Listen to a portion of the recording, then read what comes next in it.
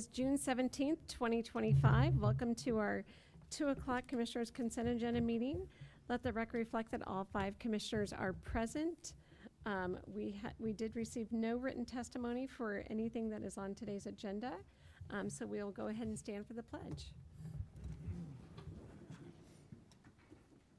I pledge allegiance to the flag of the United States of America and to the republic for which it stands, one nation, under God, indivisible, with liberty and justice for all.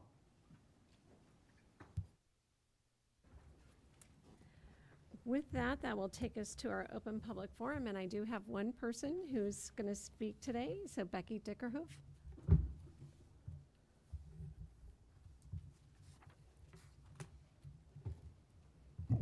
Becky Dickerhoof, Spokane City. Access to safe, stable, and affordable housing is a fundamental human right, yet millions of Americans face housing insecurity, displacement, and homelessness. The organization Invisible People posts this on their homepage. Why are people homeless in America? At baseline, people become homeless when their wages and income are not enough to cover rent or a mortgage and other necessities. Today, the United States is facing a severe affordable housing crisis. Millions of affordable housing units are needed, but rising construction costs, restrictive zoning policies, and high interest rates have slowed development. At the same time, wages have not kept pace with the cost of living. While housing instability is the root cause, many factors influence how people become homeless, who become homeless, and how long they remain unhoused.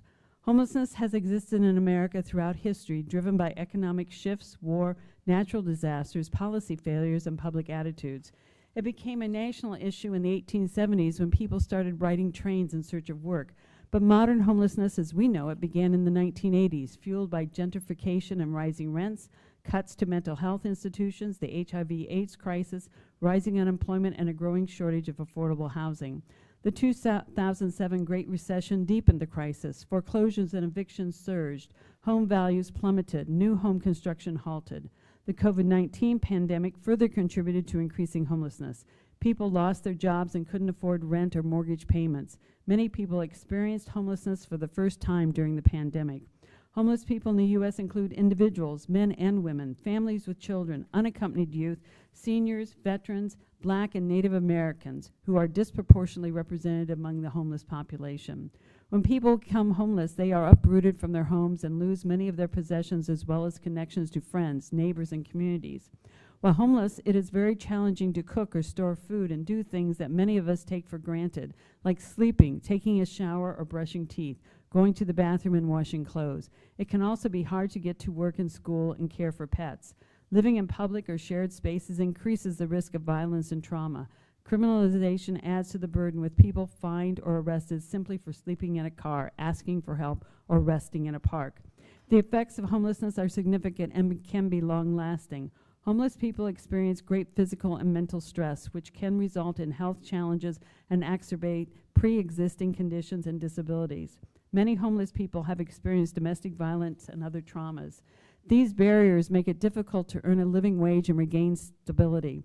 Despite all this, ending homelessness is possible. We have proven solutions. In 2009, the U.S. Department of Veterans Affairs used the Housing First model, combined with coordinated housing, health, and education services, to achieve a major reduction in veteran homelessness. We don't need to reinvent the wheel. 1590 is one spoke in that wheel. Thank you. Thank you. That is all that I have who has signed up for today. Is there anyone else who would like to speak at the open public forum? Third and final call for anyone wishing to speak at the open public forum. Seeing no one online and no one in the audience, I will close the open public forum and look to my fellow commissioners. Madam Chair, I move to approve items 3A through K on today's agenda. Second. I have a motion and a second for items 3A through K on today's agenda. Is there any further discussion? Commissioner Jordan. Thank you, Madam Chair. I just want to briefly comment on item 3C. This is an agreement with the City of Spokane to expand and build upon their behavioral response unit in the fire department serving the city. In my opinion, it is a win for a safer, healthier community. It builds on other investments that the board has made to tackle the opioid crisis, and we've talked a good deal about those investments up here in past meetings. And it gives first responders who are out there every day dealing with behavioral health crises in the community more resources, more tools, more expertise to be able to respond and to hopefully get some people connected with help who are in need of that. And it can be life-saving. So I appreciate the city's partnership on it, appreciate the board's support, as well as our Community Services Department with Justin Johnson, and happy to support that item. Thank you. And I will just say to this item that it's just one more way that Spokane County is providing funds.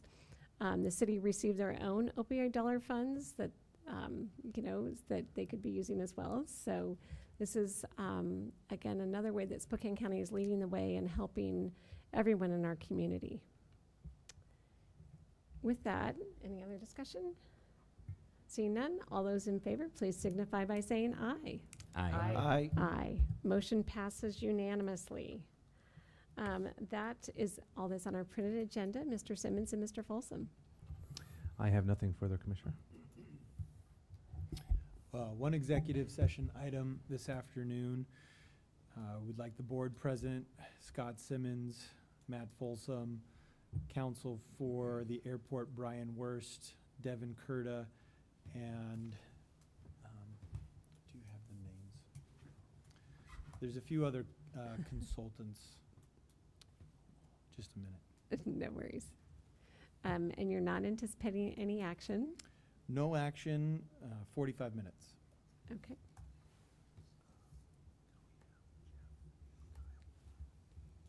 I'd like to add Kyle Tuig and Jeff McMorris.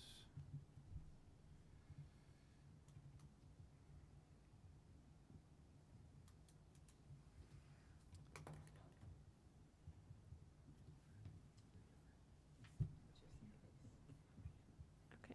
And we anticipate everyone will be here, no one online? Some folks online. Okay.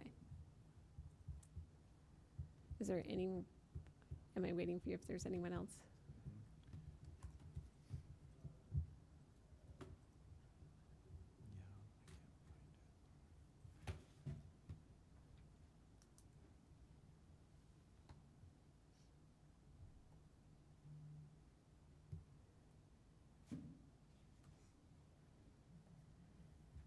I may have you, once you know you have a complete list, I'll have you just restate.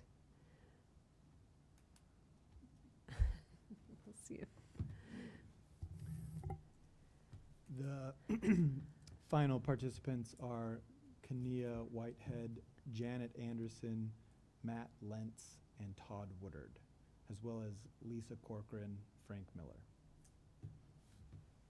Do you want to, okay, so how about we just start at the, Start again. yeah, start at the top and let's just go down. That way we're clear as to who's all in attendance. This is pending and potential litigation, no action, approximately 45 minutes. Board of County Commissioners, CEO Scott Simmons, Matt Folsom, Devin Kurta, Brian Wurst, as well as Kania Whitehead, Janet Anderson, Matt Lentz, Todd Woodard, Lisa Corcoran, and Frank Miller, Kyle Tuig, and Jeff McMorris. Very good. Thank you very much. We will then go into executive session for approximately 45 minutes, or for 45 minutes.